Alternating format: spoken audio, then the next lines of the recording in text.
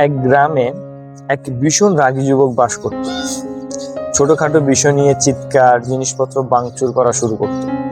তার এই আচরণের জন্য তার পরিবার এবং আশেপাশের মানুষজন অতিষ্ঠ হয়ে গিয়েছিল। একদিন এক বয়স্ক লোক তাকে একটা চ্যালেঞ্জ দিলেন, যে বলল যে তুমি যদি সত্যি তোমার রাগকে শক্তিশালী মনে করো তাহলে কাল সকালে আমার কাছে এসো। যুবক সকাল সকাল ওই বৃদ্ধ লোকের বাসায় চলে গেল।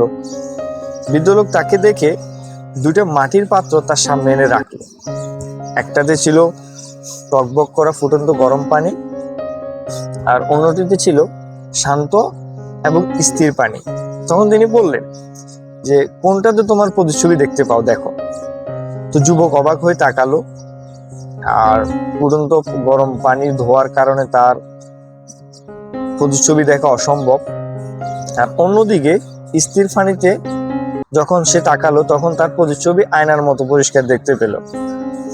তখন বৃদ্ধ লোকটি হাসলেন এবং বললেন, দেখো, রাগ হচ্ছে ওই ফুটন্ত গরম পানি নিয়ে। যখন মানুষ রেগে থাকে তখন জীবনের কোনো সমস্যার সমাধান কিংবা সঠিক সিদ্ধান্ত নেওয়া সম্ভব না, তখন সবকিছু ঝাপসা লাগে। আর আর যদি স্থির পানির মতো আমরা নিজের রাগকে নিয়ন্ত্রণ করি তাহলে সমস্যার সমাধান কিংবা জীবনের সঠিক সিদ্ধান্ত নেওয়া সম্ভব।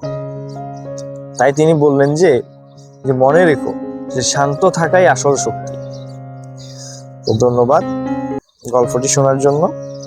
এখান থেকে আমরা শিখতে পারি রাগকে নিয়ন্ত্রণ করলে আমরা জীবনের সঠিক সিদ্ধান্ত নিতে পারবো।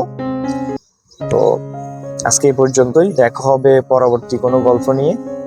টিল দেন টেক কেয়ার, আল্লাহ হাফেজ, আসসালামু আলাইকুম।